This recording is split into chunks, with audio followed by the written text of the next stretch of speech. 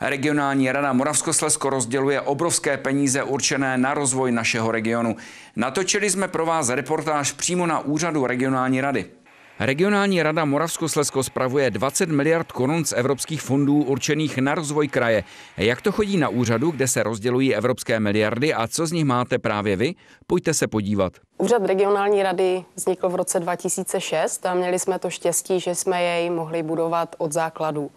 A tím základním kamenem, který jsme považovali za velmi důležitý od samého začátku, byli lidé.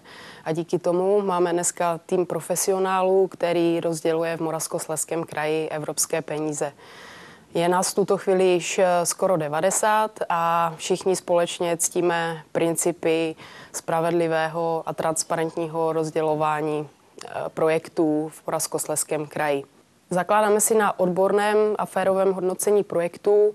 Naši příjemci, jako jsou města, obce, Moravskoslezský kraj, ale také neziskovky a soukromý sektor, mohou mít jistotu, že již dopředu budou znát veřejná výběrová kritéria a budou vědět, jakým způsobem jejich projekt je hodnocen.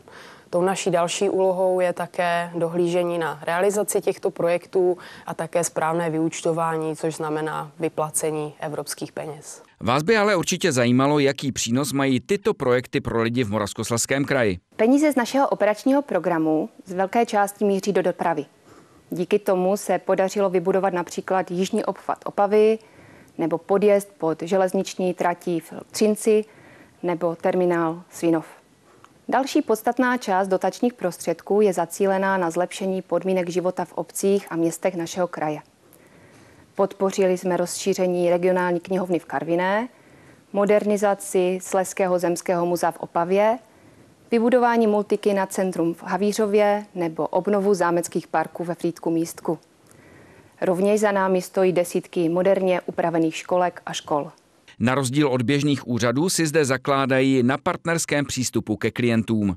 Vyznáváme partnerský přístup a protože si uvědomujeme, že administrace projektu ze strany našich klientů není jednoduchou záležitostí, poskytujeme jednak profesionální servis našim klientům z hlediska informovanosti a dále si zakládáme na otevřené a vstřícné komunikaci. K tomu nám zejména pomáhá základní prvek, a to je elektronická platforma, na které se odehrává vzájemná komunikace mezi úřadem a klientem.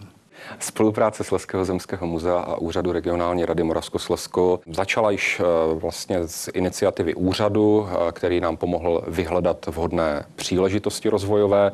Tou příležitostí se stala rekonstrukce historické výstavní budovy a vybudování dynamické expozice Slezsko, která byla oceněna národní cenou i evropskou cenou. Regionální rada Moravskoslezsko získala za 8 let své činnosti řadu ocenění. Tím zajímavým oceněním, které jsme získali, je ocenění European Public Sector Award, které jsme získali za zavádění dobré praxe v podnikatelském sektoru.